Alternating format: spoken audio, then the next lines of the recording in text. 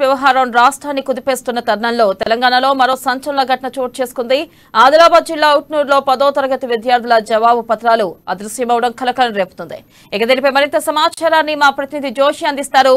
జోషి, చెప్పండి, 10వ తరగతి జవాబు పత్రాల బండిల్ మిస్ అయినట్లుగా తెలుస్తుంది. అయితే దీనిపై అధికారులు ఏమంటున్నారు? తాజా సమాచారం ఏంటి జోషి? వెనెల, గుడ్ మార్నింగ్. ఇక్కడ ఆదిలాబాద్ కు సంబంధించి ఈ ఆదిలాబాద్ జిల్లాలోని ఉట్నూరు కేంద్రంలో ఇది ఏజెన్సీ కేంద్రము. ఇక్కడ నిన్న జరిగినటువంటి 10వ తరగతి తెలుగు పరీక్షకు సంబంధించినటువంటి జవాబు పత్రాలకు సంబంధించినటువంటి ఒక బండల్ మిస్ అవ్వడం అనేటటువంటిది ఇక్కడ పూర్తిగా విద్యార్థులకనే కాదు, ఇక్కడ అందరినీ కూడా కొంత విస్మయానికి గురి చేస్తున్నటువంటి పరిస్థితి.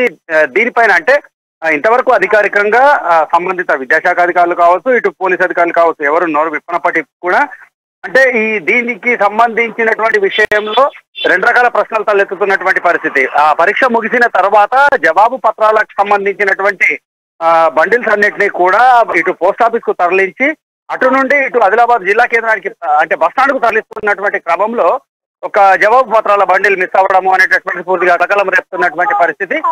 అంటే ఇది కావాలని జరిగిందా, లేకపోతే ఇది నిర్లక్ష్యంగా జరిగిందా, పొరపాటున జరిగిందా అనేటటువంటి విషయాలపైన ఇంకా ఎటువంటి స్పష్టత లేనప్పటికీ కూడా అనుమానాలు మాత్రం పూర్తిగా రేకెత్తుతున్నటువంటి పరిస్థితి. అంటే విద్యార్థులకు సంబంధించి వాళ్ళ భవిష్యత్తుతో ముడిపడి ఉన్నటువంటి ఈ యొక్క అంశానికి సంబంధించి ఇంత నిర్లక్ష్యంగా వ్యవహరిస్తారా అనేటటువంటి ప్రశ్న తలెత్తుతున్నటువంటి పరిస్థితి. అదే క్రమంలో నిన్న మధ్యాహ్నము ఈ సంఘటన అంటే ఆలస్యంగా వెలుగు చూసినటువంటి విషయం ఇది. నిన్న మధ్యాహ్నం పరీక్ష ముగిసిన తర్వాత జరిగినటువంటి ఒక సంఘటనకు సంబంధించి అంటే ఉట్నూరు మండల కేంద్రం అనేటటువంటి చాలా పెద్ద ప్రాంతం ఏం కాదు. అయితే అక్కడ ఎంత వెతికినప్పటికీ కూడా ఈ యొక్క బండిల్ దొరకకపోవటం అనేటటువంటిది పలు రకాల ప్రశ్నలకు అనుమానాలకు తావిస్తున్నటువంటి పరిస్థితి. ఇంతవరకైతే బండిల్ దొరకలేదు అని అంటున్నారు.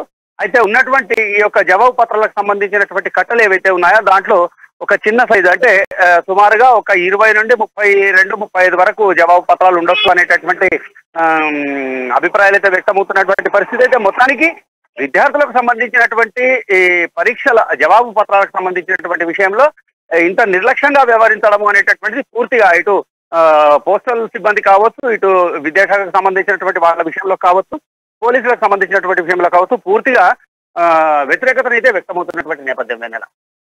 Right Joshi, thank you.